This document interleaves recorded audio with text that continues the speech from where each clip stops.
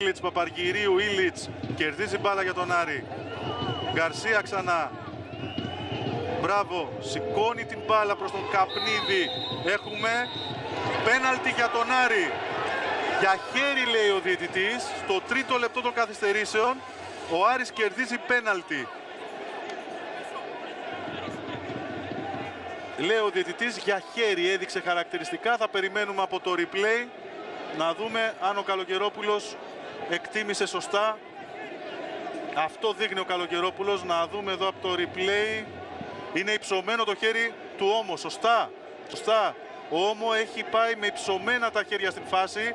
Είναι καθαρό το πέναλτι που κερδίζει ο Άρης.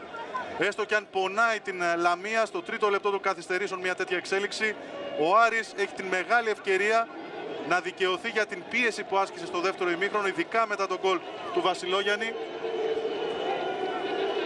με τον Καπνίδη στην εκτέλεση του πέναλτι που είχε την κεφαλιά όταν απέκρουσε ο Τσέναμο. Καπνίδης απέναντι στον Τσέναμο. 4 συμπληρωμένα λεπτά στις καθυστερήσεις. Λαμία Άρης 1-0. Ο Καπνίδης στην εκτέλεση του πέναλτι.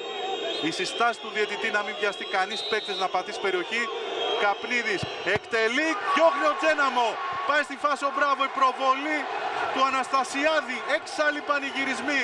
Ξαναμπήκε γκολ, η απόκρουση του Τσέναμο στο 4ο λεπτό των καθυστερήσεων στο πέναλτι του Καπνίδη.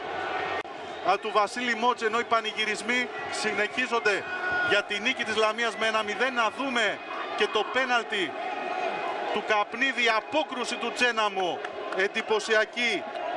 Το γκολ του Βασιλόγιαννη και η επέμβαση του Τσέναμο δίνουν στη Λαμία νίκη με την οποία προσπερνά την ομάδα του Άρη στον βαθμολογικό πίνακα.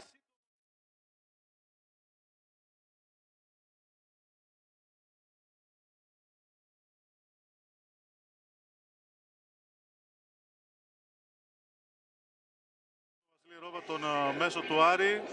Εδώ βλέπουμε το γκολ που έκρινε το μάτς του Βασιλόγιαννη από τη σέντρα του Τζόκιτς όταν έκανε το 1-0 με αυτόν τον θεαματικό τρόπο για την ομάδα της Λαμίας. Ένα γκολ που προκάλεσε την αντίδραση του Άρη. Εδώ είναι το χέρι του Όμο και το πέναλτι που κέρδισε στο 90+4 ο Καπνίδης και το απέκρουσε ο Τσέναμο, δίνοντας μία νίκη που ανεβάζει τη Λαμία στην δεύτερη θέση με 31 βαθμούς, αφήνοντας τον Άρη στην τρίτη θέση με 29 βαθμούς.